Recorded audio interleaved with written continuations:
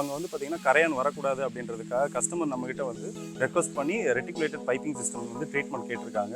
So அதை நம்ம பண்ணிகிட்ருக்கோம். அது எங்கே இப்போ வந்து பண்ணிகிட்ருக்கோம் அப்படின்னா ஃப்ளோர்ஸ்லாம் முடிச்சிட்டோம். இப்போ வந்து நம்ம கார் பார்க்கிங் பண்ணிகிட்ருக்கோம். அதை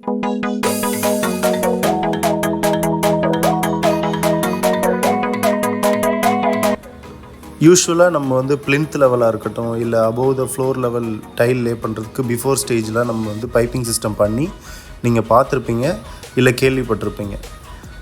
ஒரு கார் பார்க்கிங் லெவலில் நம்ம வந்து பண்ணணும் அப்படின்னா ஜஸ்ட் அபோவ் த ஃப்ளோர் வந்து நம்மளால் கண்டிப்பாக வந்து பைப்லைன் வந்து நம்ம இம்ப்ளிமெண்ட்டே பண்ண முடியாது.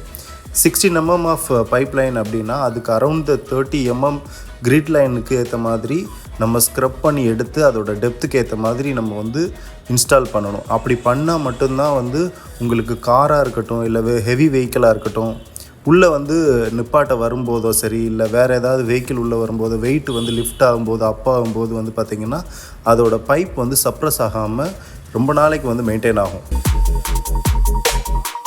இந்த சிஸ்டம்க்கு நம்ம ஸ்க்ரப் பண்ணி பண்ணலை அப்படின்னா கண்டிப்பாக வந்து ரொம்ப ஷார்ட் டியூரேஷன்லேயே வந்து இது டிசேபிள் ஆகிடும். ஸோ எப்பயுமே வந்து இதை ப்ராப்பராக ஒரு எக்ஸ்பர்ட்டுக்கிட்ட கொடுத்து நீங்கள் பண்ணுறது மட்டும்தான் ஒரு ப்ராப்பரான சொல்யூஷனாக இருக்க முடியும். உங்களுக்கு இது மாதிரியான சர்வீஸ் அதாவது ரெட்டிகுலேட்டட் பைப்பிங் சிஸ்டம் சர்வீஸ் வேணும் அப்படின்னா எங்கள் டீமை நீங்கள் காண்டாக்ட் பண்ணுங்கள். எங்கள் டீம் எப்பயுமே உங்களுக்கு சப்போர்ட் பண்ணுறதுக்கு ரெடியாக இருக்கும். தேங்க்யூ.